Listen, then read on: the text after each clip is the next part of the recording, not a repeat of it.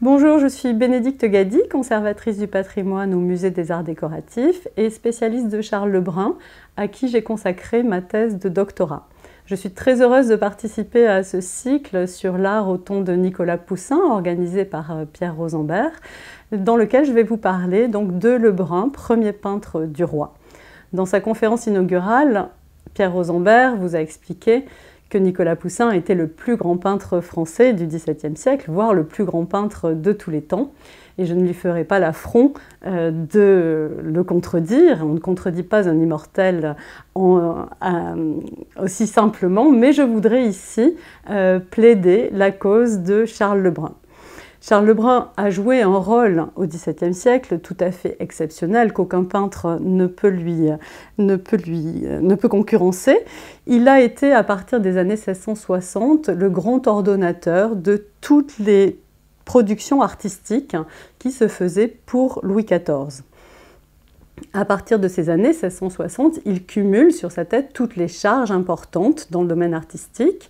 Il est chancelier à vie de l'Académie royale de peinture et de sculpture, il est premier peintre du roi, il est garde général du cabinet des tableaux du roi, ce qui signifie que c'est lui qui conserve les collections royales de tableaux et de dessins. Il est enfin directeur des manufactures royales des meubles de la couronne établis au Gobelin. Comme vous pouvez le voir à l'écran, dans cette tapisserie qui représente la visite du roi au Gobelin, donc le roi est facilement reconnaissable, à ses talons rouges, ses bas rouges et son chapeau rouge. Lebrun, ici, donc en contrebas, à droite du roi, présente les productions de la manufacture. Et l'on voit que ces productions ne s'arrêtent pas à la production de tapisseries, mais concernent tous les meubles de la couronne. Donc c'est un rôle tout à fait essentiel que Lebrun joue auprès de Louis XIV et de Colbert, que vous voyez également sur l'écran qui est à gauche de Louis XIV. Ce rôle essentiel a fait qu'une certaine historiographie, qui ne craint pas les jugements anachroniques, a qualifié Lebrun de dictateur des arts sous Louis XIV. C'est évidemment tout à fait anachronique, et le rôle qu'a joué Lebrun mérite d'être revu en s'éloignant de certains préjugés sur lesquels donc, je voudrais revenir à l'occasion de cette conférence. Certes, Lebrun a reçu cette reconnaissance, vous le voyez ici, et a lui-même bénéficié de l'éloge de ses pairs. Vous le voyez ici à gauche représenté par Nicolas de Largillière, qui donne son portrait comme morceau de réception à l'Académie en 1686, et à droite son buste sculpté par Antoine Coisevaux en 1679, ou encore cet autoportrait à gauche, autoportrait avec des guillemets, parce qu'il semble que Lebrun ait joué une sorte de facétie au grand-duc de Toscane qui commandait l'œuvre pour le couloir du Palais Pitti,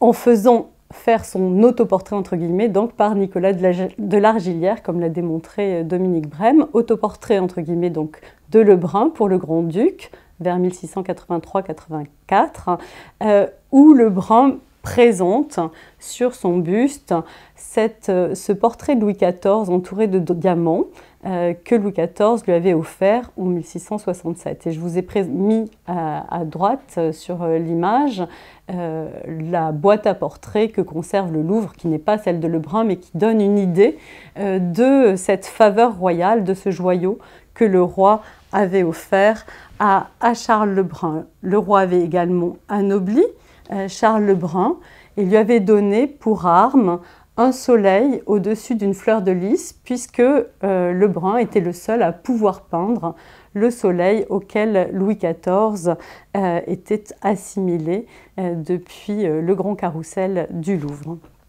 Lebrun se comporte comme un noble, il reçoit les grands de ce monde dans une villa qu'il s'est fait, dans une maison, dit-on, pardon, qu'il s'est fait, on n'est pas en Italie, qu'il s'est fait construire à Montmorency, et dont vous voyez qu'elle a toutes les qualités d'un véritable château.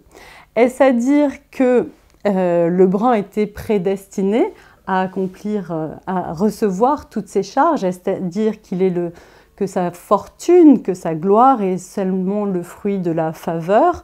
Je voudrais essayer de vous convaincre ici que cette fortune est liée à ses talents de peintre, à ses talents d'organisateur, et que donc elle est tout à fait méritée.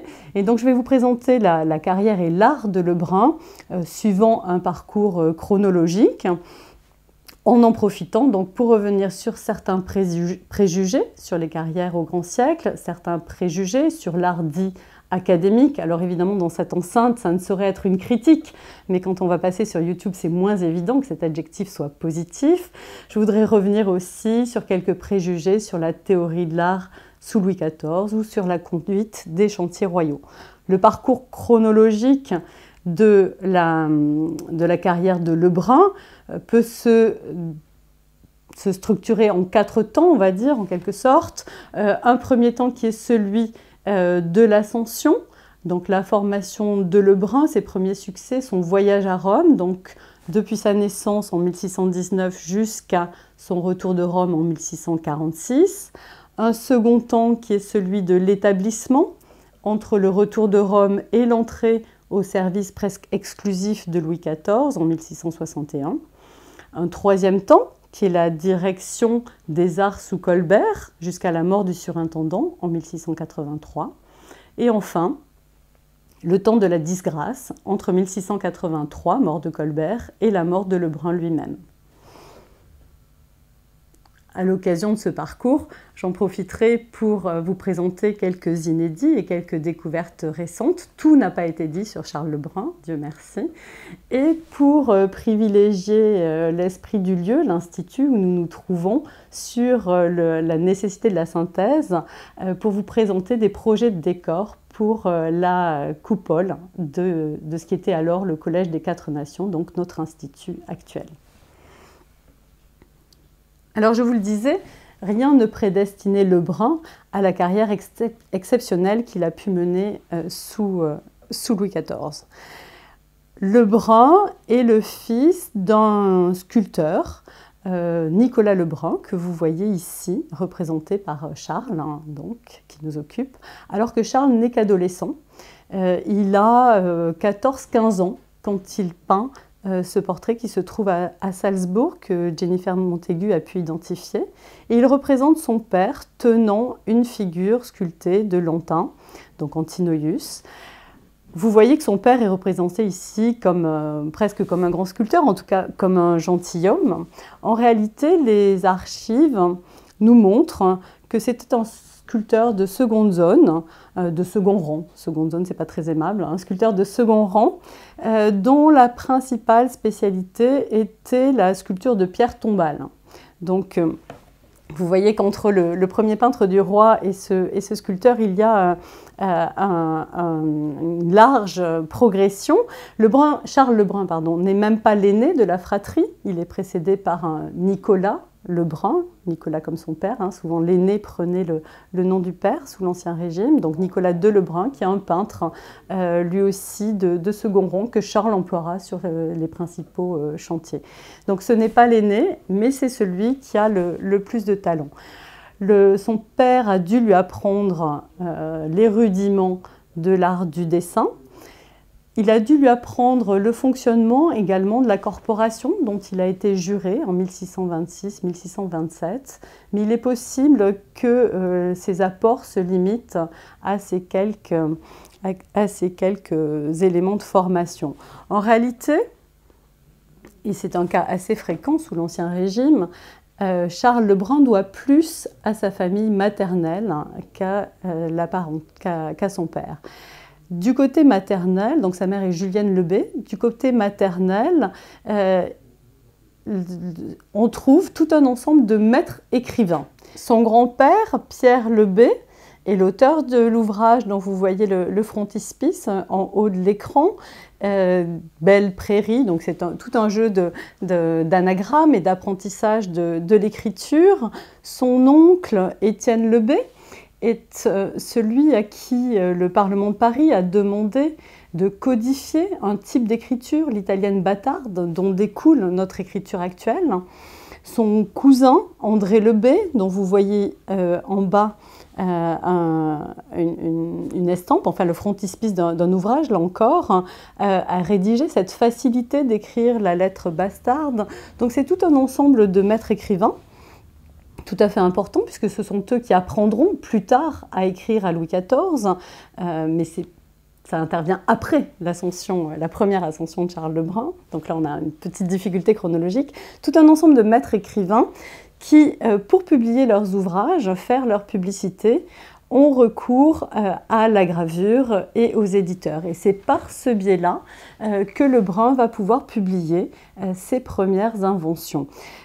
Curieusement, ces maîtres écrivains ne semblent pas avoir appris à Lebrun à écrire. Et je vous ai mis en bas à droite de l'écran la première signature repérée de Charles Lebrun au bas d'un contrat en 1640, où l'on voit qu'il maîtrise très mal l'écriture, qu'il glisse une majuscule au milieu de son prénom, qu'il oublie le S de Charles. Donc c'est assez curieux et ça laisse entendre que peut-être, destiné aux arts visuels, Lebrun n'avait pas été considéré, Charles Lebrun j'entends, n'avait pas été considéré comme devant recevoir une instruction poussée dans le domaine de l'écriture. Néanmoins, cette famille doit lui apprendre que l'on peut recourir à des scribes, et toutes les lettres que l'on retrouve aux archives dans lesquelles Lebrun s'adresse à Colbert, à Séguier, à tous les grands de ce monde sont parfaitement calligraphiées. Donc il prend conscience, je pense, de l'importance de l'écriture, tout en ayant lui-même une écriture très fautive, voire, si l'on en juge par les annotations sur ses dessins, voire une véritable dyslexie. Donc c'est un paradoxe assez surprenant. Néanmoins, Charles Lebrun doit à cette famille, je pense, c'est une hypothèse, d'entrer en contact avec tout le monde de l'édition, le monde de l'imagerie demi-fine, ce qui lui permet de diffuser par l'estampe ses modèles. Donc, en général, il peint des petits modèles qu'on appelle des petits modèles blancs et noirs sur bois, que les graveurs ensuite traduisent en estampes. Et dès le milieu des années 30, jusqu'à la fin des années 30, il diffuse ces gravures populaires. Donc ici, vous voyez un Saint-Augustin à gauche, en regard parfois de gravures dues au plus grand maître, qu'il s'agisse de Laurent de la Hire, ici pour Sainte-Geneviève, ou d'Abraham Bosse, ou de Grégoire Huret. Donc vraisemblablement par cette famille maternelle, il obtient ses premières commandes. Ce sont des ensembles, je vous le montre parce que c'est savoureux et c'est ce qu'on connaît le moins de l'art de Lebrun, hein. Ce sont des séries souvent, donc les 4 continents comme ici, ou les 4 âges de l'homme, comme là où vous voyez l'enfance, l'âge viril, la vieillesse en bas à droite, hein, pour lesquels on peut retrouver des petits modèles peints donc par Charles Lebrun. Vous voyez ici dans une collection, un ouvrage qui vient, un tableau pardon, qui vient d'une collection particulière, hein, qui représente le modèle pour l'enfance, avec, et c'est tout à fait savoureux, donc Lebrun n'a pas 20 ans hein, quand il peint ceci, tout à fait savoureux, cet enfant qui se cache derrière un masque pour jouer avec un chien, ou ce petit garçon ou cette petite fille, hein, à l'époque tout le monde porte des robes hein, à l'âge de 2-3 ans, qui joue avec un chat emmailloté comme on jouerait à la poupée, ou celui ou celle d'à côté qui joue avec un tourniquet ou un cheval bâton. Donc c'est toute une production qu'on a du mal, hein, quand on pense à la grande galerie, à la galerie des glaces de Versailles, à associer au nom de Charles Lebrun, toute une production qu'il fait lors de son adolescence et qui est diffusée très largement. Ici, vous retrouvez une même suite, enfin un même type de suite qui représente l'histoire du fils prodigue, à laquelle Lebrun associe également les heures du jour. Et là, on trouve un des éléments clés de l'art de Lebrun, qui est cette capacité à associer des thématiques, à jouer de la superposition des significations, ce qui est tout à fait, encore une fois, admirable pour un jeune homme de 15 ans, de 15 à 20 ans, plus exactement, pour cette production. Alors, je vous ai promis quelques œuvres inédites ou récemment découvertes. Pour ces productions gravées, on retrouve très régulièrement au cours des 10 dernières années des œuvres et il y a 2 ans est réapparu. Il vient d'être acheté pour le musée du Grand Siècle qui se constitue à partir de la donation de Pierre Rosenberg. Donc vient d'être acheté pour le musée du Grand Siècle cette représentation du retour du fils prodigue associé à l'idée du soir. Je vous ai dit que Lebrun cumulait les deux significations, les 2 séries plutôt, où on voit le fils prodigue rentrer chez son père et que vous voyez ensuite à droite traduit par un blot en gravure, puisque, encore une fois, ces tableaux n'avaient pour seule destination que la reproduction gravée. Là encore, Lebrun fait preuve d'une audace tout à fait exceptionnelle essentiellement, je crois, dans le travail de la lumière. Vous voyez qu'il multiplie les sources lumineuses, que ce soit la lumière de la lune, la lumière à l'arrière-plan des domestiques qui préparent le repas, la lumière des torches pour l'accueil du fils prodigue, avec ce personnage de femme au premier plan, en contre-jour. Donc pour une simple estampe, Lebrun offre un modèle qui n'hésite pas à jouer de toutes les potentialités du noir et du blanc. Le début de la carrière de Lebrun, donc, tient essentiellement à cette connexion qu'il a avec les milieux de l'édition et de la gravure. Grâce à son père qui avait été juré, je vous l'ai dit, de la corporation, Lebrun bénéficie d'une disposition juridique tout à fait particulière, qui est que, comme il est né après l'entrée de son père dans la corporation, il est dispensé des obligations en termes d'apprentissage et de compagnonnage. Et donc, il peut passer d'école en école, pour reprendre l'expression de son premier biographe, l'historiographe de l'Académie, Guillet de Saint-Georges, qui lit à l'Académie en 1693 une vie de l'artiste, et ce qui est notre première source avec celle de Claude Nivelon, un élève de Lebrun, qui écrit une énorme biographie qui a été publiée récemment et qu'il écrit dans les années 1690. Donc par Guillet de Saint-Georges, et je vais vous reparler assez régulièrement de ces 2 sources, par Guillet de Saint-Georges, on sait que Lebrun est passé de maître en maître, d'école en école. On sait qu'il a travaillé auprès de François Perrier, puis auprès de Simon Vouet. En revanche, on ne sait pas exactement à quelle période se sont faits alors le terme d'apprentissage est impropre, mais ces formations. On sait aussi qu'il a eu d'autres maîtres dont les noms ne nous sont pas parvenus. La grande rencontre qui transforme la carrière de Lebrun, et plus que sa production, c'est la rencontre avec le chancelier Séguier. Là encore, on ne connaît pas exactement la date de cette rencontre, mais on sait qu'en 1637, cette rencontre a eu lieu, puisque le musée Pouchkine à Moscou conserve un Christ en croix que vous voyez ici à gauche, qui a fait l'objet d'une estampe et qui est datée de 1637. Et l'estampe, comme vous le voyez, comme d'ailleurs la peinture, porte les armoiries de Séguier. Donc en 1637, cette rencontre a eu lieu et elle est déterminante. Si Séguier devient le patron de Charles Lebrun, qui devient sa créature, pour reprendre les termes de l'époque, c'est à cause du talent de Charles. Encore une fois, il ne protège pas Nicolas Lebrun, qui lui-même est peintre. Nicolas de Lebrun, le frère aîné, qui lui-même est peintre. Donc c'est parce qu'il a su reconnaître le talent de Charles qu'il le protège. Il devient son patron, Lebrun devient sa créature. Cela signifie qu'ils vont nouer une relation qui est tout à fait particulière, un type de relation qu'a étudié Roland Mounier, qu'on a du mal à comprendre aujourd'hui. Le terme de patron n'a rien à voir avec celui qu'on entend au XXIe siècle. Une relation particulière qui est faite d'obligations réciproques, d'entraide réciproque, même si ça peut paraître curieux, dit comme ceci. Ça veut dire que Séguier va loger Lebrun, Il va donc le loger en son hôtel, lui faire rencontrer les traits qui protègent, décider en grande partie de sa carrière, en échange de quoi Lebrun lui devra une forme de reconnaissance.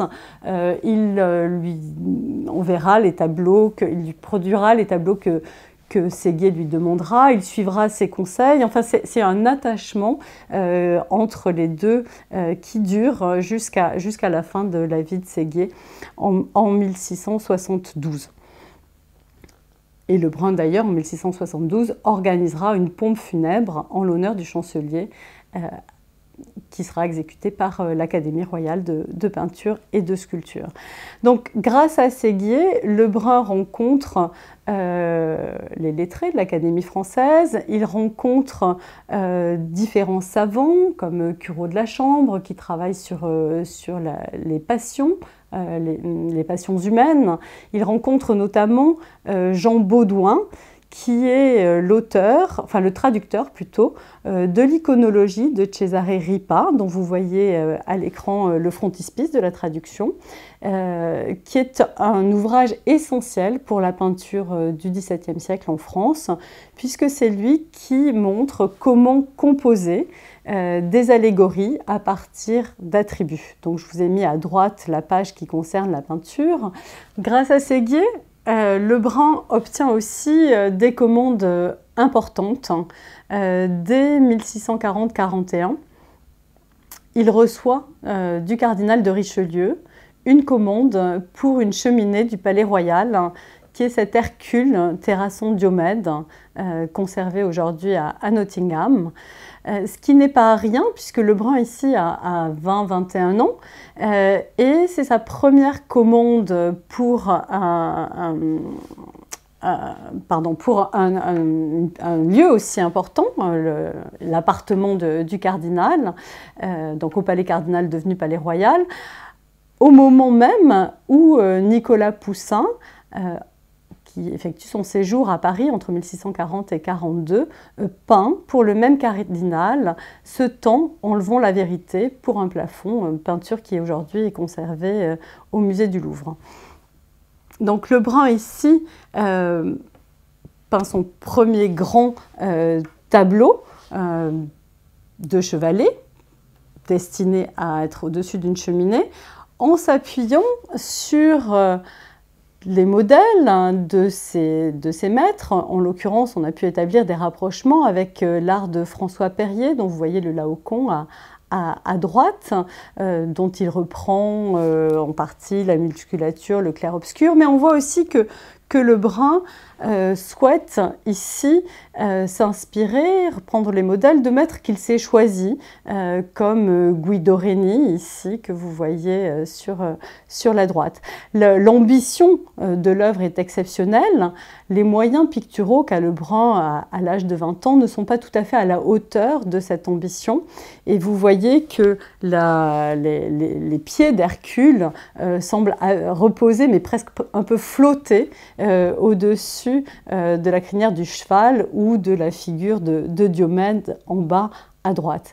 Mais on perçoit néanmoins toute l'ambition, toute la qualité dans le rendu des textures, le rendu de la lumière qui caractérise l'art du très jeune Lebrun. Au même moment à peu près, Lebrun peint pour la corporation, enfin pour la confrérie, pardon, des peintres et sculpteurs, donc qui dépend de la corporation, un tableau pour la chapelle de cette confrérie qui représente le martyre de Saint-Jean Porte-Latine.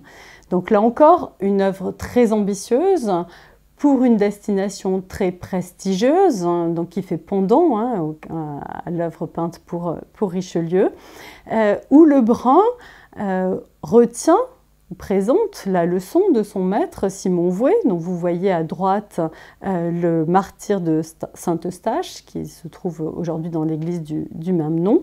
Mais Lebrun, là encore, n'hésite pas à enrichir la leçon de son maître par celle de grands artistes de la période qu'il connaît par l'estampe. Et vous voyez à droite le martyre de Saint-Laurent de Rubens, dont Lebrun reprend le jeu sur le luminisme, par exemple ce foyer qui se trouve en dessous de l'instrument du martyr, ou le personnage au premier plan qui vient faire une sorte de contraste avec la scène principale. Là encore, Lebrun manifeste quelques maladresses dans la disposition. On voit que c'est un tout jeune artiste et la figure par exemple du grand prêtre n'est pas tellement visible dans son martyr. Donc là encore, l'ambition de l'artiste dépasse en quelque sorte ses moyens picturaux qui néanmoins sont tout à fait impressionnants. Alors Lebrun, au début des années 40, vous le voyez, produit 2 œuvres majeures pour des emplacements très prestigieux à Paris. En 1640, il prend un apprenti pour 5 ans. Donc on a le sentiment qu'il commence une première carrière parisienne. Cette première carrière parisienne va être interrompue brusquement par le désir de Chancelier-Séguier d'envoyer Lebrun à Rome en compagnie de Poussin qui rentre dans la ville qu'il a choisie pour demeure. Donc fin 1642, Lebrun part pour Rome. On l'imagine un peu, enfin on ne sait pas trop ce qu'il faut imaginer, mais on l'imagine à la fois curieux et un peu dépité pour un peintre ambitieux de devoir cesser cette première carrière parisienne, mais il est obligé de suivre les demandes de son patron, comme je vous l'ai expliqué au début de cette conférence.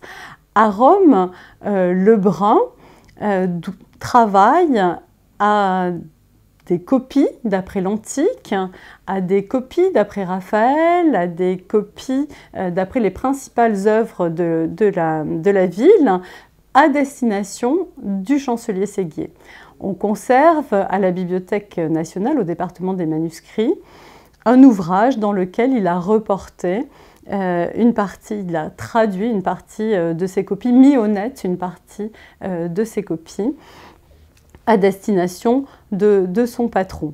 De manière assez amusante d'ailleurs, on voit que là encore, il a fait preuve d'une forme de, je ne sais pas si c'est de facétie ou d'indiscipline, mais certaines des copies d'après l'Antique ne sont pas faites directement d'après les originaux, mais d'après des gravures de Duchoul, et on voit que Lebrun se conformait aux demandes de son patron, mais en se donnant quelques libertés dans le processus. Il copie aussi, donc je vous l'ai dit, Raphaël, Carache, et produit des œuvres de son invention dans lesquelles il montre qu'il a retenu cette leçon romaine. Ici, vous voyez la Pietà du Louvre mise en relation avec la Pietà d'Annibal Carache à Capodimonte, qui vous montre à quel point il a su enrichir, anoblir sa manière au contact des chefs-d'œuvre romains. Et puis une œuvre beaucoup moins connue, découverte par Sylvain Laveissière au palais d'Aranjuez, qui montre donc ce Christ mort, pleuré par 2 anges, où là encore la leçon de Carache est tout à fait perceptible. Lebrun à Rome donc ne se contente pas de copier, il souhaite faire des tableaux de son invention. Les tableaux carachesques, la Pietà carachesque est envoyée à Séguier, et d'autres, toute une série de tableaux dans l'esprit de Poussin ont un destinataire inconnu. Peut-être Lebrun les a-t-il peints pour lui-même ou pour prouver son talent aux Romains. C'est le cas de cet Horatius Cocles qui est conservé à la Dulwich Picture Gallery à Londres, qui est tout à fait dans l'esprit du Poussin des années 30, du Pyrrhus sauvé des eaux par exemple, et dont 2 biographes de Lebrun, Florent Lecomte et Nivelon, dont je vous ai parlé, nous disent que Lebrun l'a présenté à Rome sans indiquer son nom et l'a fait passer pour un tableau de Poussin, et que Poussin aurait été surpris de recevoir des compliments sur cette œuvre à laquelle il n'avait absolument pas pris part. Alors on ne sait pas quelle est la part du mythe et la part de la réalité. Néanmoins, de nombreuses œuvres de Poussin de Lebrun, ont passé jusqu'à récemment pour des œuvres de Poussin. Voilà que moi aussi je mélange les deux. Dans l'esprit très poussinesque, hein, le Brun peint cette allégorie du timbre. Donc là encore, hein, quelques attributs font qu'une figure humaine se transforme en une idée, ou se transforme, donc là le timbre pour l'idée de Rome, hein, bien entendu. Cette allégorie du timbre qu'il peint avec le beau-frère de Poussin, Gaspard Duguay, dit le Gaspre, hein, qui aurait peint le paysage à l'arrière-plan. Et là encore, on retrouve l'esprit malicieux de Lebrun, puisque derrière cet apparent éloge de la ville éternelle se cache une critique très amusée, très nette néanmoins, que décrypte Claude Nivelon, puisqu'à l'arrière-plan, vous voyez une allégorie de la victoire et une allégorie de la renommée au pied d'un palmier auquel sont suspendus des trophées d'armes, et la renommée est parfaitement assoupie. Et donc il faut interpréter ce dispositif visuel comme une indication ou un regret que la gloire de Rome, traduite par le palmier et les trophées d'armes, la gloire de la Rome ancienne ne soit plus aussi vivante au temps de Lebrun, et qu'au contraire, Rome s'endort, les renommées s'assoupissent, les victoires s'ennuient lamentablement à l'arrière-plan. Et on peut mettre en écho cette représentation figurée avec les lettres que Poussin envoie au chancelier Séguier, donc qui encore une fois finance son voyage.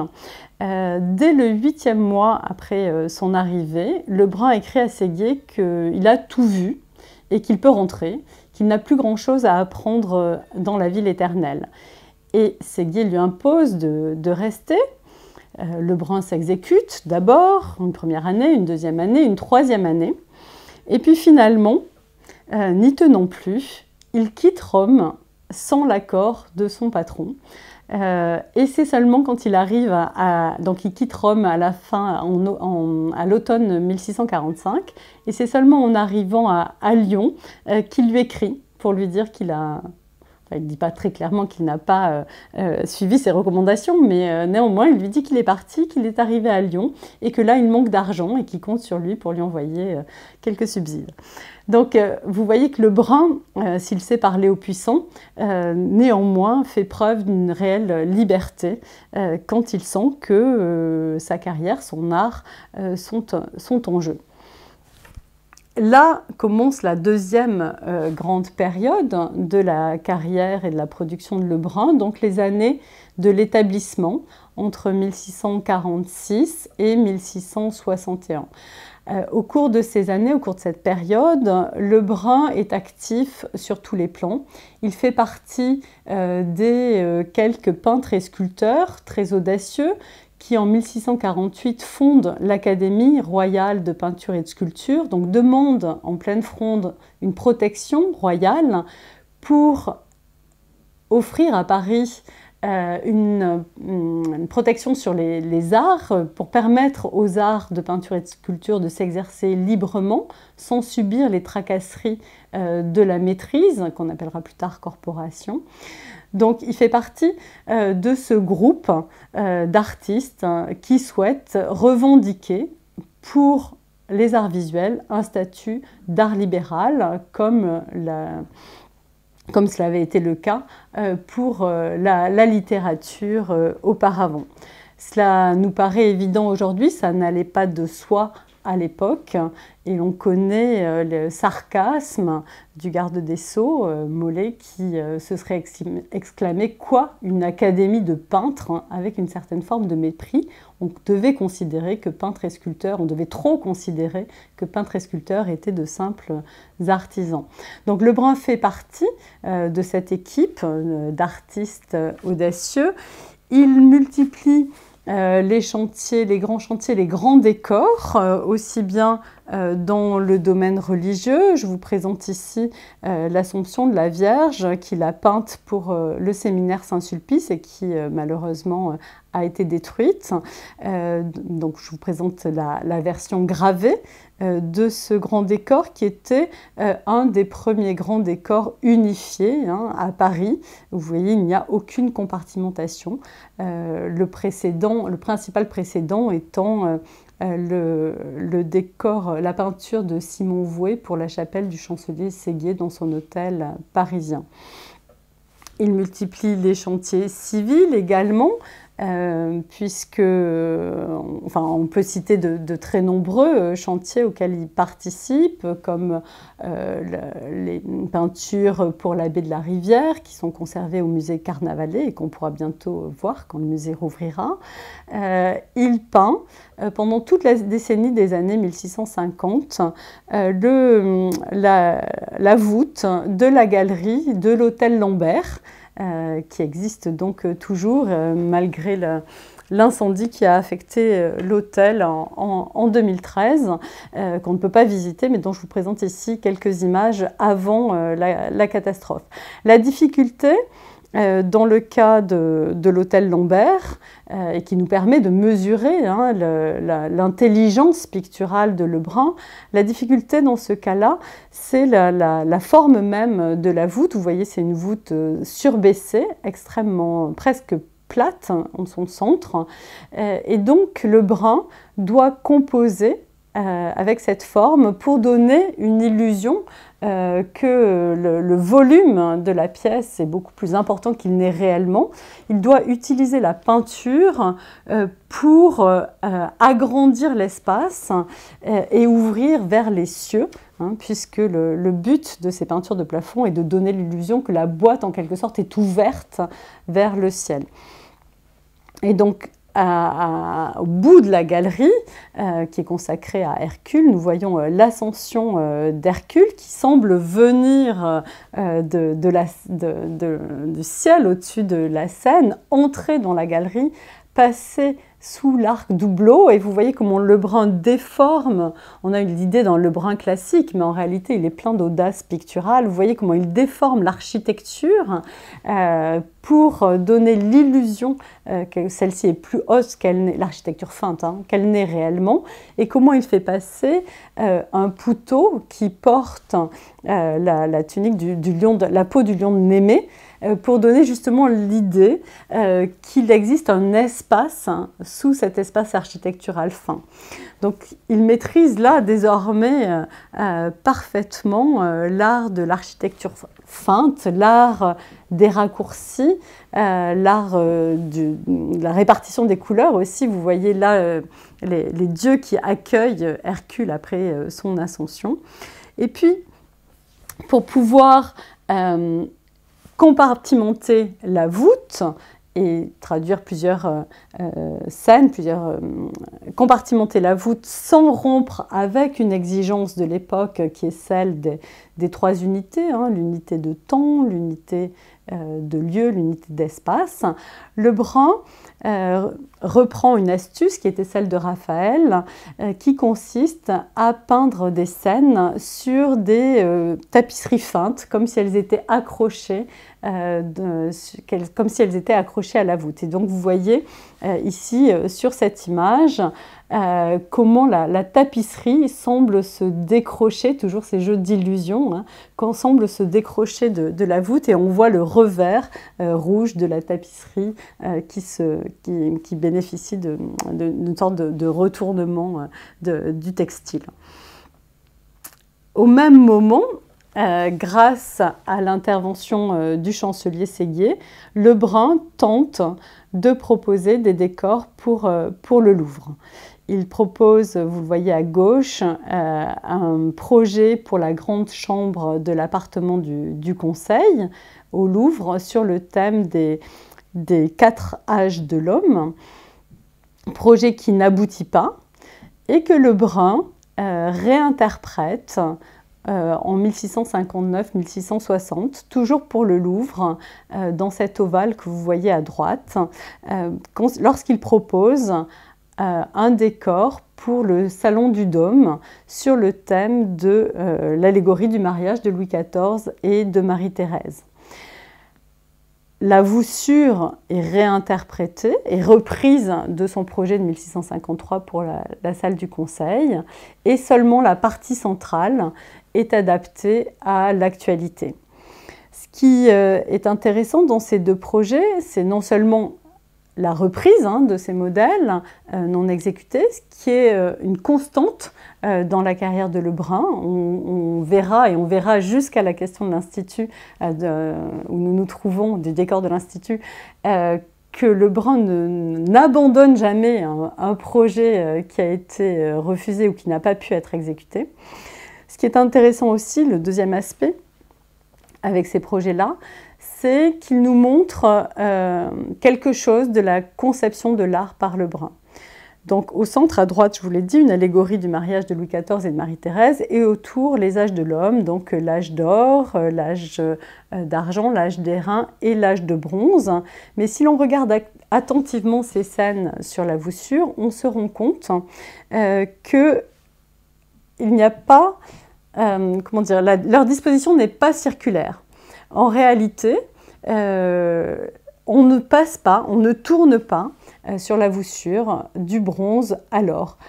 Il faut systématiquement qu'intervienne le centre du décor, une allégorie envoyée par le roi pour rétablir l'âge d'or à partir de l'état où se trouvent les humains. Donc, ce que présente ici Lebrun, c'est une conception, ce que met en œuvre ici Lebrun, c'est une conception extrêmement centralisée et cohérente de l'ensemble du décor. À partir de 1657, Lebrun cumule avec toutes ces missions parisiennes, tous ces grands décors parisiens, un chantier exceptionnel qui fera sa fortune, encore aujourd'hui d'ailleurs, qui est le chantier du château, de décoration du château de Vaux-le-Vicomte. Donc tout le rez-de-chaussée du château lui est dévolu par Nicolas Fouquet, qui est le surintendant des finances. Il mène ce projet de donc 1657, comme je viens de le dire, jusqu'en 1661, date de la chute du surintendant à la demande sur ordre de Louis XIV. C'est véritablement à Vaux que Lebrun fait la preuve de sa capacité à concevoir un art parfaitement lisible, un art capable de porter un discours, et de sa capacité aussi, qui ne me paraît pas secondaire, pour comprendre le choix que fait la couronne de Lebrun comme premier peintre, sa capacité à conduire un chantier dans des délais, à faire travailler ensemble des artistes et des artisans dans des domaines différents. Donc, c'est à Vaux qui fait la preuve de la capacité qu'il aura ensuite à conduire les chantiers royaux. Ici, je vous présente le décor de la Chambre des Muses, qui est peut-être le décor le plus célèbre de Lebrun à Vaux, loué par La Fontaine, dans laquelle Lebrun met en scène le triomphe de la fidélité, qui se trouve donc ici au centre, mais le nom de la pièce vient évidemment de la représentation des muses sur les massifs d'Ancre, ici, à la voussure. Se pose pour Lebrun une question qui est celle de tous les artistes décorateurs, c'est comment composer un plafond en respectant les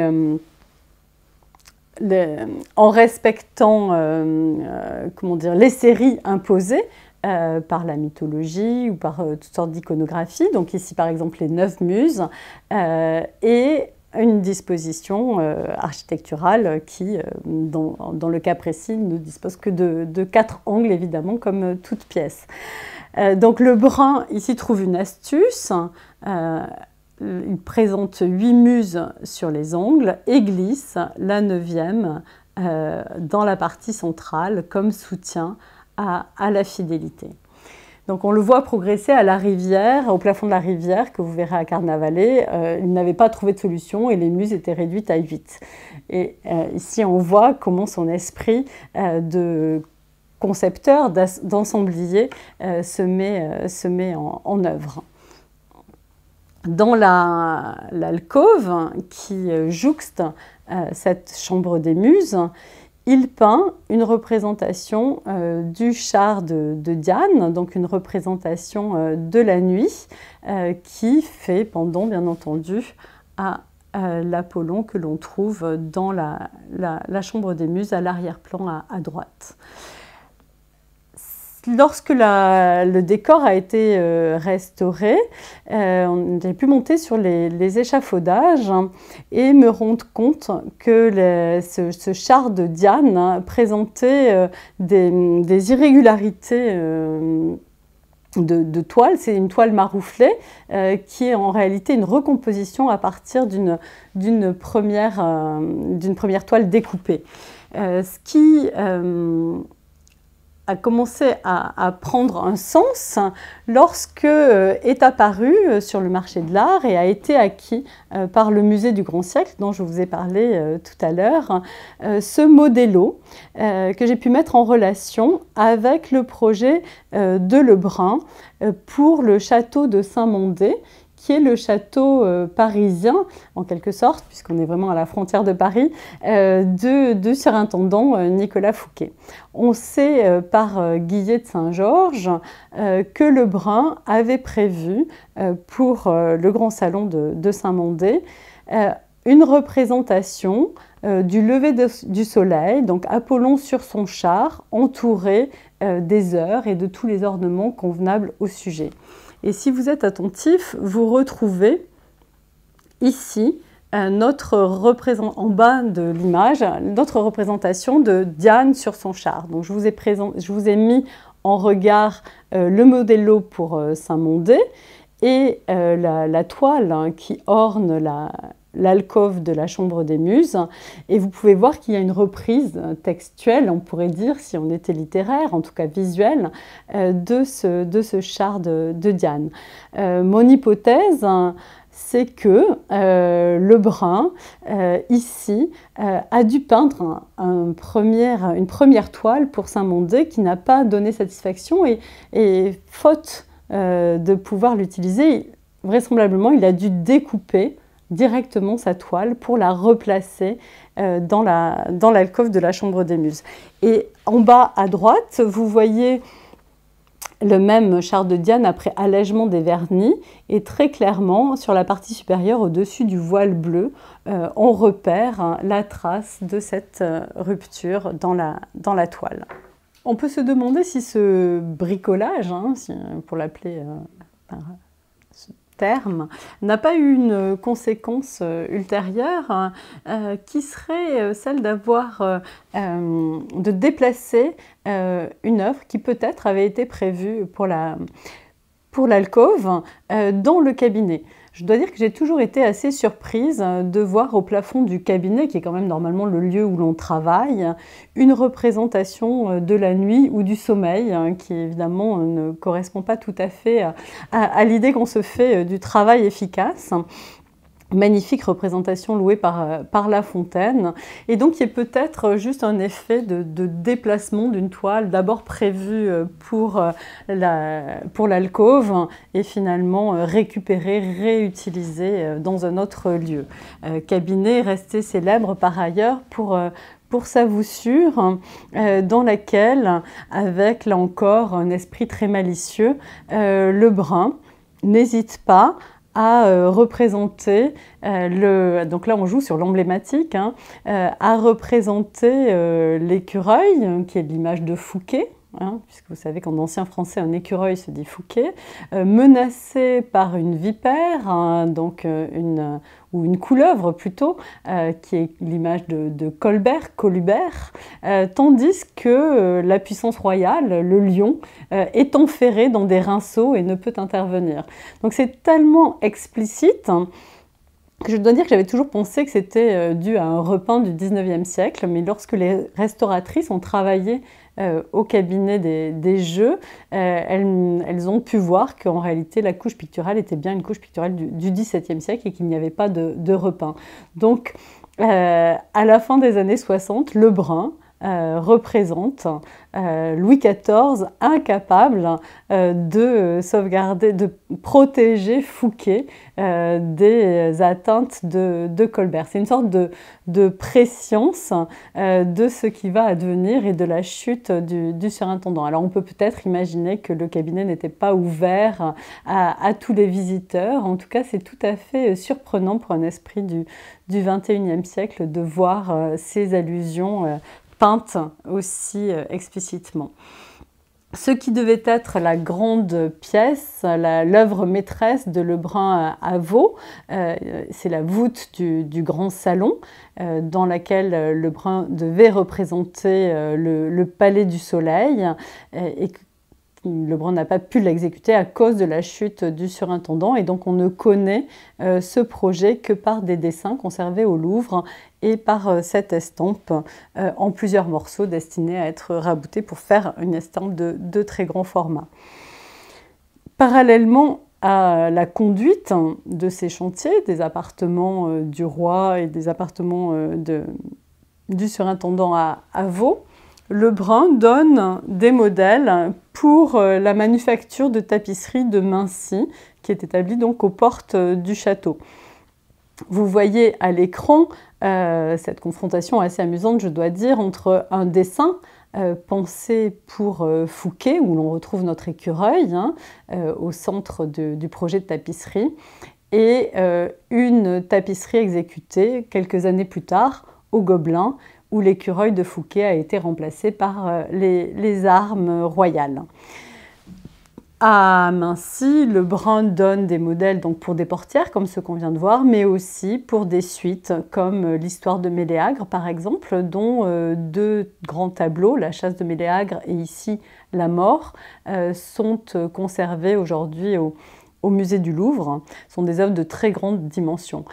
À cause de ce qu'allait devenir Lebrun, le directeur des manufactures royales, des Gobelins, on a imaginé qu'à Vaux, il avait eu le même rôle, qu'à Maincy, il avait eu le même rôle. En réalité, à Maincy, il fournit simplement des modèles, mais il ne dirige pas la manufacture.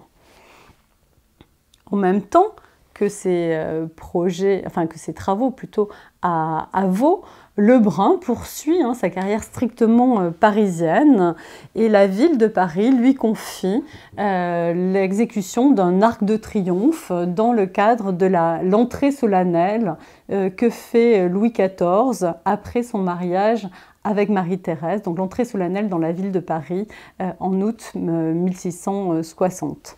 C'est peut-être à cette occasion-là aussi, qu'il représente ce qui est une des œuvres les plus célèbres et les plus délicieuses de Lebrun, cette représente ce portrait équestre du chancelier Séguier, entouré de ces pages conservées au Louvre. Là, c'est très amusant parce que si l'on lit les biographies anciennes, on se rend compte que ce qui fait la beauté pour nous de cette œuvre, ce caractère extrêmement, à la fois riche dans les étoffes et dépouillé dans la mise en scène, cette absence totale de repères chronologiques et géographiques, ce jeu de camailleux, cette restriction de la palette chromatique a pu dérouter à l'époque. Et Claude Nivelon, donc l'élève et biographe de Lebrun, dont je vous ai plusieurs fois parlé, qualifie ce tableau de quoique simple pour le louer, mais il lui consacre en réalité 2 phrases. Alors que pour nous, encore une fois, il s'agit d'un chef-d'œuvre, et il me semble que ce choix d'une sorte de danse, de ronde du temps autour de Séguier, ce choix d'un dépouillement, d'une absence totale d'allusion chronologique et géographique, a une portée symbolique et doit être associé à la fonction de Séguier, qui est chancelier de France et qui, à ce titre, représente la permanence de l'État. Le chancelier est le seul qui ne puisse pas être démis de ses fonctions. Il peut perdre les sceaux quand le roi nomme un garde des sceaux, mais lui ne perd pas sa fonction. Et lorsque le roi meurt, il est le seul à ne pas porter le deuil, puisqu'il représente la permanence.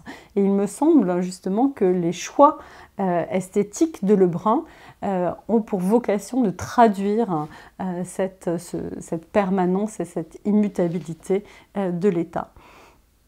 Et à travers cette peinture, on peut admirer aussi les qualités proprement picturales de Lebrun, son maniement très judicieux des couleurs, des fines nuances. Vous voyez ici l'œil du cheval qui est juste relevé d'un peu de rose sur la paupière et d'un peu d'orange sur l'œil lui-même, avec cet éclat de lumière sur la pupille.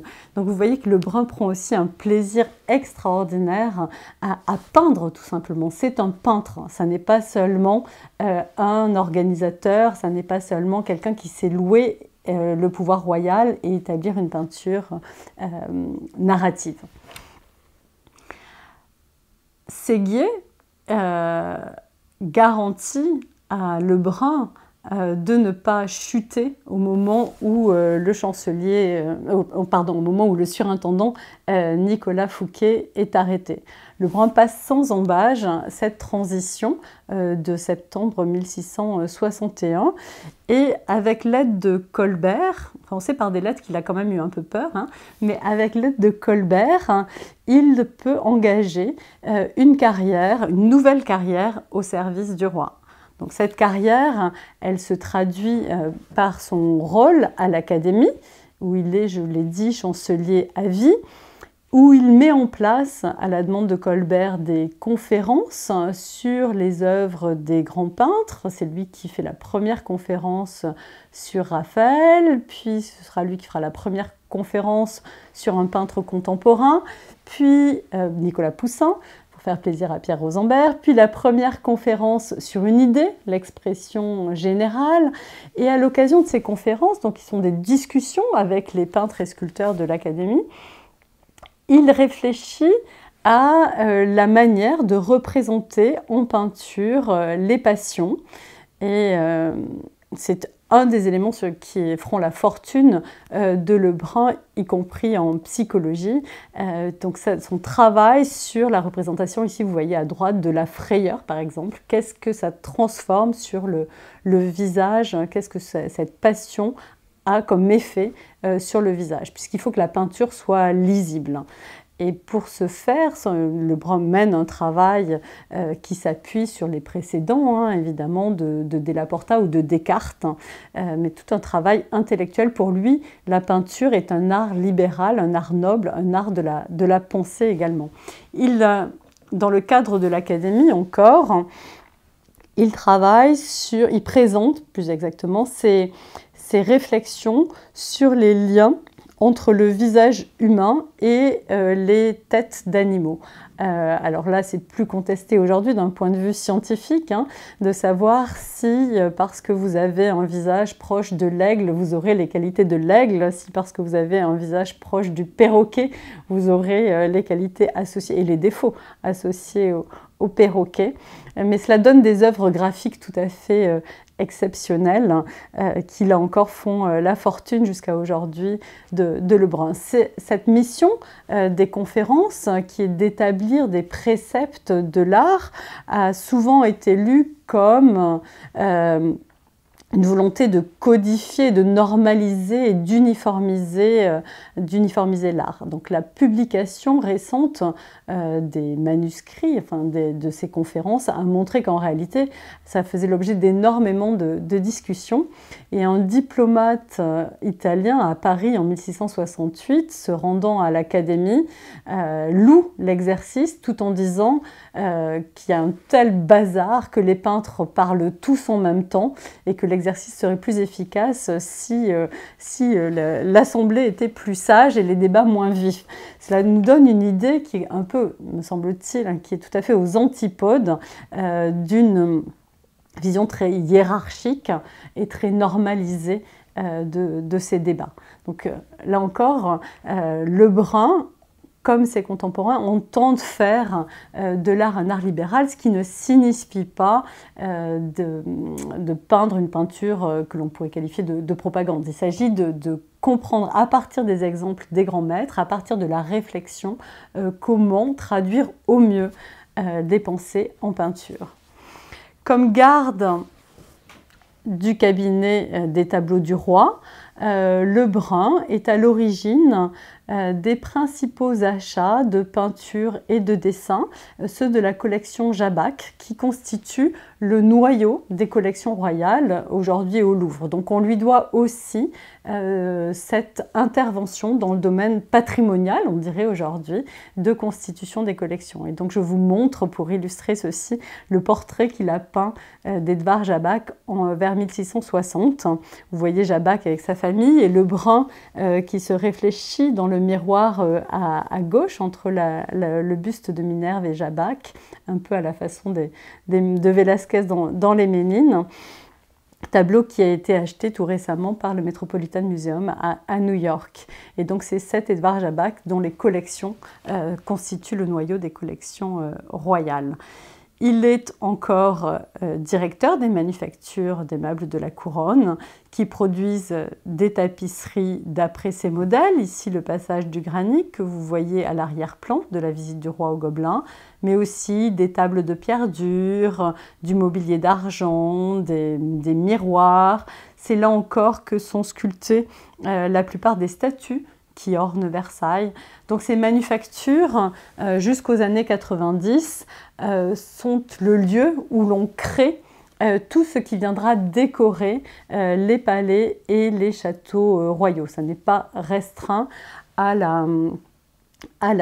l'exécution de tapisseries.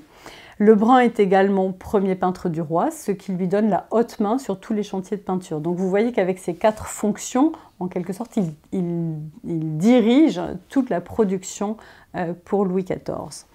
Alors je ne vais pas vous montrer tout ce qu'il a fait, puisqu'il travaille au Louvre, il travaille aux Tuileries, il travaille à Saint-Germain-en-Laye, il travaille à Versailles, bien entendu. On va faire un parcours rapide, mais je voudrais essayer de distinguer quelques éléments de son art et quelques permanences de sa manière de concevoir les grands décors. La première galerie qu'il peint pour le roi, avant la célèbre galerie des Glaces, c'est la galerie d'Apollon au Louvre, qu'il peint après l'incendie de 1661. On souhaite repenser, enfin on souhaite recréer une galerie et Lebrun adopte pour thème l'image d'Apollon, à laquelle s'associe désormais Louis XIV, le roi Soleil. Et il conçoit toute une galerie sur ce thème, une galerie complète qui fait preuve d'une ingéniosité dans la disposition des séries qui est tout à fait exceptionnelle. Au centre, on aurait dû avoir une représentation d'Apollon sur son char, dont Jennifer Montaigu a pu rapprocher ce dessin conservé au Louvre. La galerie d'Apollon n'a jamais été terminée, puisque le roi, aux grandes dames de Colbert, ne voulait pas s'installer au Louvre et préférait Versailles. Donc Lebrun a fini par abandonner le chantier de la galerie d'Apollon pour aller travailler à Versailles. Donc au centre de la galerie, aujourd'hui, vous pouvez voir une sublime œuvre de Delacroix, mais qui est un Apollon terrassant le serpent de Python, mais à l'origine, Lebrun avait prévu un tout autre thème. Donc c'était cet Apollon glorieux qui représentait à la fois le soleil, l'heure de midi, le dimanche, l'astre qui est bénéfique pour tous les continents, le dieu qui préside aux arts, qui est accompagné des muses. Donc Lebrun condensait dans ce panneau central, dans ce compartiment principal, tous les cycles qu'il représentait à la galerie. On peut voir, en travaillant sur les dessins préparatoires, que ces premières pensées étaient moins denses d'un point de vue iconographique. Sur ce dessin conservé au Louvre, vous voyez que tout ne se rapporte pas à Apollon, que Lebrun a présenté des petits compartiments comme des fausses sculptures qui sont des compartiments à l'antique, de bataille, mais qui n'ont pas grand-chose à voir avec Apollon. Et c'est progressivement qu'il superpose, qu'il densifie sa composition, sa pensée, et qu'il rassemble tout autour du thème d'Apollon. Et donc tout ce qui est un peu annexe finit par disparaître. Il dispose, par exemple, dans les 3 compartiments principaux, les 4 heures du jour, ce qui est évidemment dans une structure hiérarchisée n'est pas absolument évident de disposer 4 éléments, 4 heures du jour, si vous voulez insister au centre sur le midi. Et donc dans le compartiment au nord, il conjugue le soir et la nuit, pour pouvoir avoir au sud le matin, au centre cet Apollon triomphant que nous avons vu à travers son dessin, et à droite, au nord, pardon, le soir et la nuit, avec cette merveilleuse représentation du char de Diane et de la nuit qui répand ses voiles sur les songes. Cette densité iconographique va jusqu'à s'insérer dans les compartiments de grotesque. Donc vous voyez ici au centre de la diapositive, au bas de notre représentation du char de Diane, un compartiment de grotesque qui présente les attributs de Mars.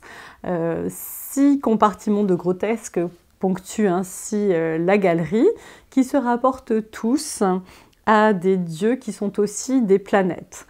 Donc à partir de là, on a beaucoup écrit et réfléchi sur le système astrologique auquel se référait Lebrun. Était-il ptolémaïque? Était-il copernicien? En réalité, il faut chercher une explication beaucoup plus simple. Ces planètes sont aussi les jours de la semaine.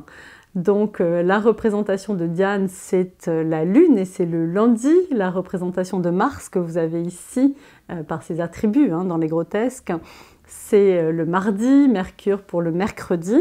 Et Lebrun glisse les 7 jours de la semaine, en plus des heures du jour que vous voyez voltantes, en plus des mois que vous voyez dans les compartiments en camailleux sur les chutes de la voussure.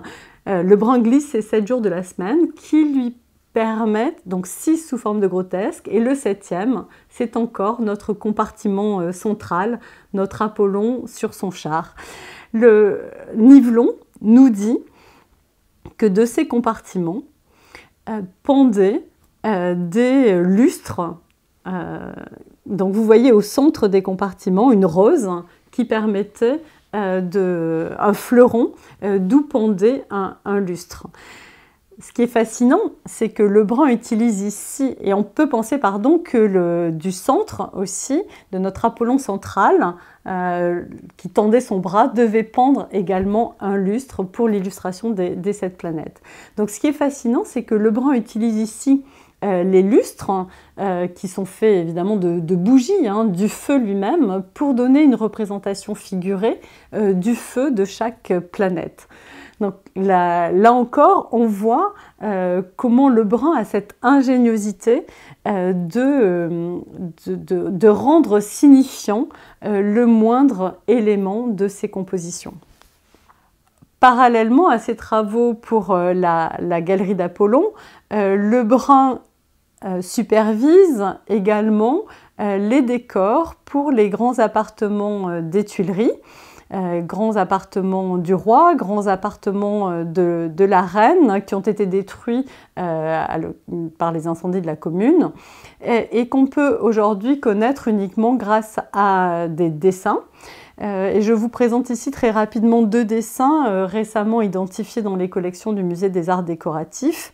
À gauche, un projet de Lebrun pour le grand cabinet du roi. À droite, un projet que j'ai pu attribuer à Jean Nocret pour la chambre à coucher de Marie-Thérèse. Ceci pour vous dire simplement que, et pour lutter contre cette idée d'un Lebrun dictateur des arts, que Lebrun parfois conçoit un décor, comme ici le grand cabinet, dont il confie l'exécution à d'autres artistes, mais parfois il délègue l'ensemble des décors d'un appartement, comme c'est le cas pour l'appartement de la reine, qu'il confie entièrement à Jean Nocret. Et dans le dessin à la sanguine à droite, rien ne renvoie au système compositif de Lebrun lui-même. Donc la délégation ici est complète et sa supervision ne va pas jusqu'à imposer des modèles à chacun des concepteurs de plafond. Même chose à Versailles, dont Lebrun dirige les travaux dans les années 70, ou dans les grands appartements du roi, les appartements des planètes, il délègue chaque plafond à un artiste différent. Ici, vous voyez la chambre d'Apollon de La Fosse, de Charles de La Fosse, qui ne reprend absolument pas une pensée de Lebrun, qui est entièrement conçue par La Fosse. Et Lebrun a cette intelligence de confier, comme l'a souligné Christian Michel dans un très bel article, de confier à chaque artiste une planète qu'il faut évoquer selon la sensibilité. Il confie par exemple à La Fosse, qui est un coloriste né, la représentation d'Apollon, qui implique évidemment une capacité à manier une palette très lumineuse et des effets de couleurs et de clair-obscur exceptionnels, comme il confiera à des artistes plus dessinateurs des plafonds qui ont moins cet impératif de représentation lumineuse et chromatique.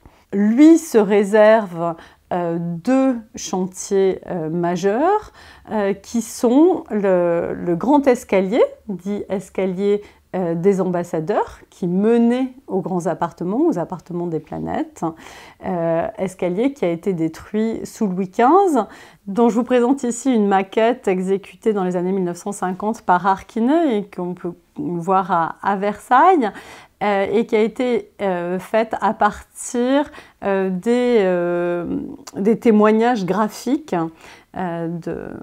Donc ici, la représentation, les grands cartons de Charles Lebrun conservés au musée du Louvre, qui sont des cartons, c'est-à-dire des œuvres à échelle d'exécution, qui ont été utilisés pour transférer sur la paroi les contours.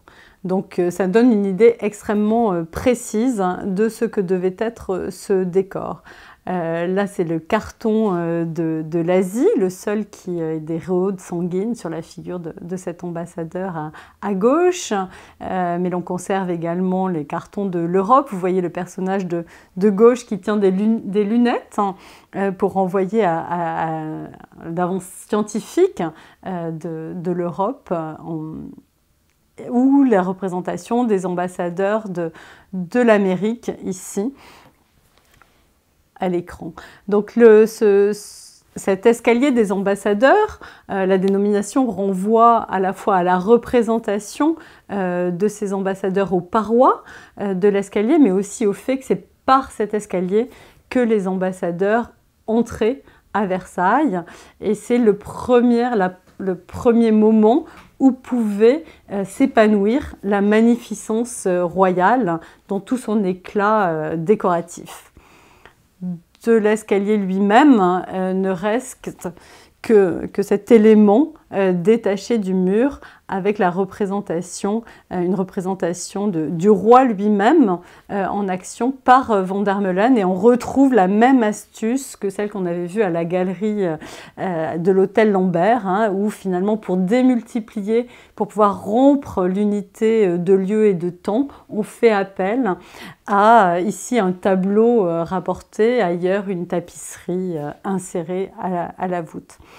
Ce qui fait la célébrité de Lebrun aujourd'hui, encore qu'il soit très nettement éclipsé par celle de Louis XIV, c'est la Galerie des Glaces que Lebrun conçoit et exécute entre 1600, avec toute une équipe bien entendu, entre 1678 et 1684. Et vous voyez par contraste à quel point elle est compartimentée, hiérarchisée, alors qu'au même moment, quelqu'un comme Luca Giordano, au Palais Medici-Riccardi, ici, peut proposer à Florence une voûte sans aucun compartiment.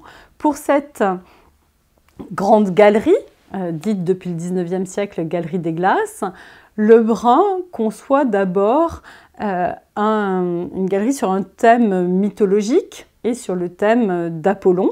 Alors c'est plus du tout le même Apollon que celui de la galerie d'Apollon au Louvre, hein, qui était un soleil bienveillant. Ici c'est un Apollon guerrier, hein, comme vous pouvez le voir sur le compartiment de droite, hein, plus en accord avec ce qu'est devenu la politique de Louis XIV. Ce projet n'est pas retenu. Il est intéressant qu'on voit comment Lebrun pense sa compartimentation en fonction du rythme de l'architecture, qui est une constante dans sa conception des décors. Donc ce projet n'est pas retenu. Lebrun fournit un second projet, plus complexe encore, qui reprend le même rythme de l'architecture. Donc tout à l'heure, nous avions vu qu'un quart de la galerie. Ici, vous avez un projet pour la galerie complète sur le thème d'Hercule. Donc là encore, c'est la puissance royale qui est représentée sous ce travestissement mythologique. Je vous montre un détail du compartiment central avec l'apothéose d'Hercule. Finalement, Colbert demande à Lebrun de renoncer à ce travestissement mythologique et de peindre directement le roi en action. Et c'est ce qui fait l'audace iconographique de la Galerie des Glaces. Alors il précise, mais on n'est pas obligé de croire que Lebrun a suivi ce conseil, que rien ne doit entrer dans ce projet qui ne soit conforme à la vérité, ni, je cite Colbert, Colbert rapporté par les biographes, trop onéreux aux puissances étrangères. En réalité, la galerie est très onéreuse aux puissances étrangères qui sont assez malmenées à la voûte, finalement peinte, et dont vous voyez ici un déroulé. Au centre de la voûte, la représentation, je vous montre ici l'esquisse préparatoire, hein, qui sera ensuite légèrement modifiée, la représentation de ce qui fait le tournant dans l'histoire de France et dans la politique de Louis XIV, qui est la décision en 1661 qu'il prend de gouverner par lui-même, de ne plus prendre de Premier ministre. Donc là, vous voyez Louis XIV renoncer aux plaisirs de l'enfance, qui sont représentés au bas de la composition par ces poutis qui jouent aux cartes, qui font de la musique, poursuivre au contraire les conseils de la gloire et attirer sur la France une sorte de gloire éternelle. Alors on a beaucoup dit qu'il s'agissait de propagande. En réalité, il faut bien comprendre quels sont les destinataires de la galerie. Ça n'est absolument pas le peuple de France, hein. Le roi ne tire pas sa légitimité du soutien de la population. Les destinataires sont plutôt les puissances étrangères, d'où la remarque de Colbert, et la postérité, d'où aussi la célébrité encore aujourd'hui de cette galerie, preuve que l'objectif a bien été rempli. Pour cette galerie, Lebrun, pour chaque compartiment, hein, Lebrun produit des dessins d'ensemble, des dessins de figures, des modelli et des cartons. Ici, vous voyez le soldat qui se trouvait à gauche du roi dans la seconde conquête de la Franche-Comté. Ces cartons que nous avons exposés en Espagne en 2015 et 2016 et l'exposition pour lesquelles nous avons mené au Louvre une grande campagne de restauration qui a permis de découvrir parfois des versos dessinés qui avaient été cachés lorsque les dessins eux-mêmes avaient été marouflés collés sur des toiles. Donc ici, au dos de ce soldat, se retrouve cette jeune femme alanguie. Et voici le compartiment final de la seconde conquête de la Franche-Comté, dans laquelle le soldat lui-même a disparu. Donc les grandes batailles de Louis XIV sont représentées dans ces compartiments, tandis que son action pour l'organisation du royaume figure dans les ovales qui scandent la voussure. Et là encore, je ne résiste pas au plaisir de vous montrer la peinture de près. Ça n'est pas que du discours, c'est aussi de la peinture. Tout, bien sûr, n'est pas dû au pinceau de Lebrun. Il fait appel à des spécialistes de fleurs, à des spécialistes d'animaux. Donc il a toute une équipe et c'est aussi un de ses talents que de savoir faire travailler ensemble ces artistes de spécialités différentes pour produire une composition qui ne sente pas le collage, mais qui au contraire s'harmonise parfaitement. Des photos de détail pour vous montrer aussi que la compartimentation qui est mise en œuvre ne signifie pas une forme de rigidité. Des figures passe de la voûte au côté de la galerie. Donc vous voyez ici un mercure en fait, qui a l'air de flotter dans le ciel, à un endroit où l'articulation se fait entre un mur vertical et la voûte elle-même. Lebrun joue aussi du glissement. Il y a vraiment beaucoup de jeux visuels, du glissement d'une guirlande d'abord sculptée puis peinte, ou d'une fausse sculpture qui se transforme en une vraie guirlande. Donc il ne faut surtout pas, ce serait une erreur d'interprétation, que de penser qu'il s'agit seulement d'un discours. Il y a aussi, à qui s'est regardé de près ces décors, une saveur tout à fait exceptionnelle, un goût de la forme, un goût de la rupture des limites, qui est tout à fait savoureux. En 1683, Colbert meurt et avec lui disparaît la faveur de Lebrun. Il est remplacé par Louvois qui a dans son écurie, on dirait aujourd'hui, un autre peintre qui est Pierre Mignard. Et si Lebrun, qui ne perd jamais la faveur du roi, ne perd pas ses titres, il reste premier peintre, il reste directeur des manufactures. En revanche, Louvois obtient de vider de leur substance les fonctions qui étaient attachées à ces titres. Donc au Gobelin, on ne tisse plus les cartons peints par Lebrun, on se remet à tisser Raphaël, Jules Romain. À la petite galerie de Versailles n'est pas demandée à Lebrun, elle est demandée à Mignard. Donc on voit progressivement la réalité de cette direction se disparaître, fondre comme neige au soleil.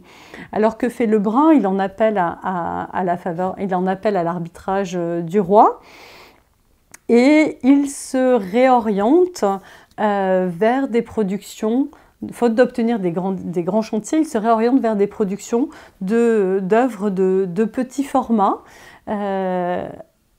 Il se consacre à un cycle de la vie du Christ. Je vous présente ici l'entrée du Christ à Jérusalem, qui est conservée à Saint-Étienne.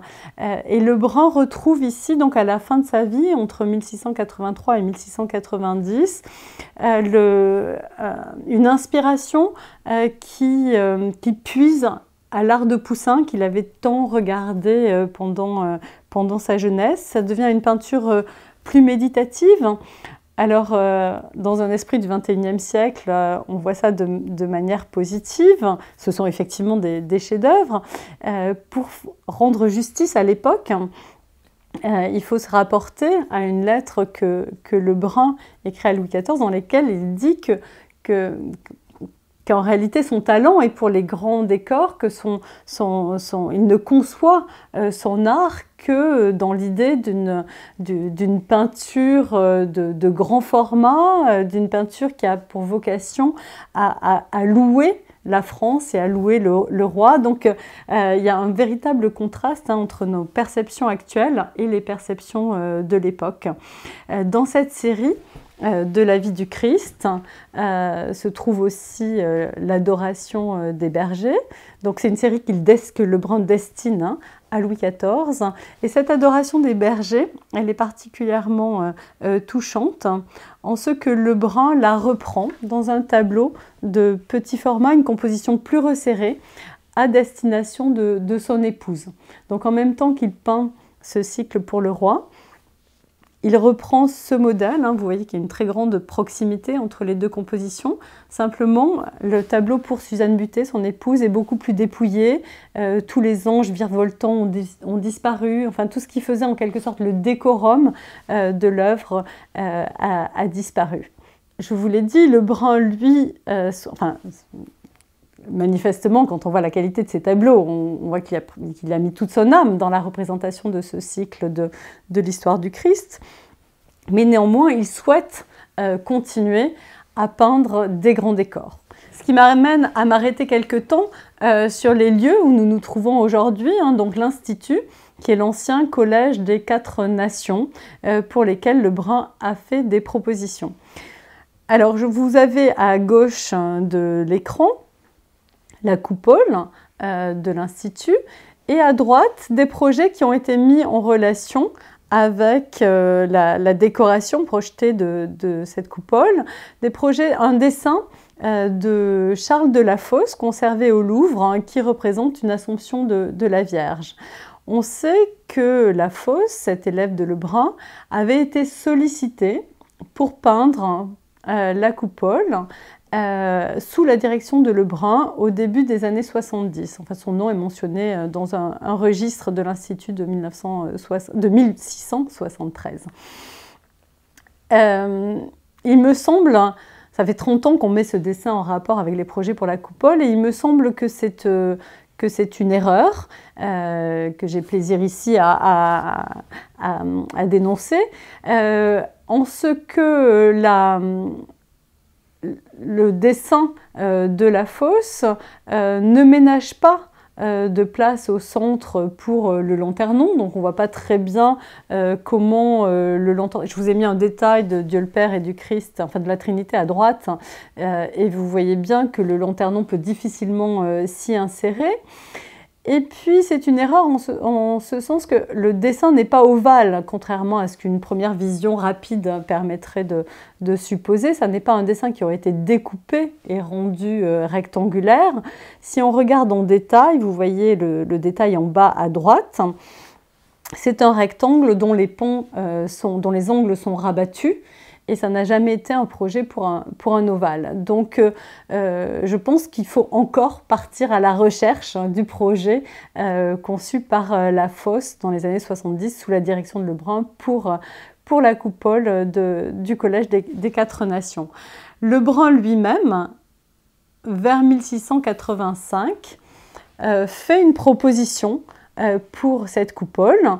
Alors, ce que je vous montre, ça n'est pas la composition et ça n'est pas davantage ovale que le projet de La Fosse.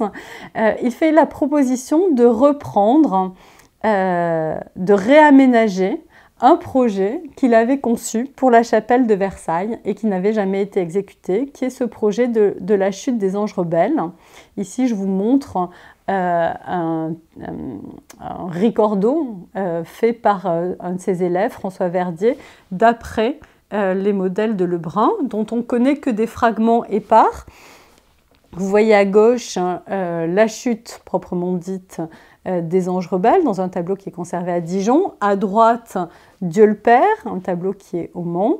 Et en bas à droite, deux éléments de la maquette qu'avait conçu Lebrun pour cette chapelle de Versailles. Deux éléments de la maquette qui sont conservés au Louvre. Donc, ce projet n'ayant pas été exécuté, dans les années 70. Lebrun, en 1685, le fait graver par Alexis Loire avec une dédicace adressée à Louvois et propose qu'il soit transformé et réutilisé pour la coupole de l'actuel institut. Ça n'aboutira pas davantage, mais ça nous rappelle que l'histoire de l'art est fondée à la fois sur ce qui nous reste de ce patrimoine, mais aussi sur ce qui a été détruit et ce qui n'a pas été exécuté. Et là, nous aurions eu un grand décor unifié tout à fait extraordinaire. Je vous remercie de votre attention.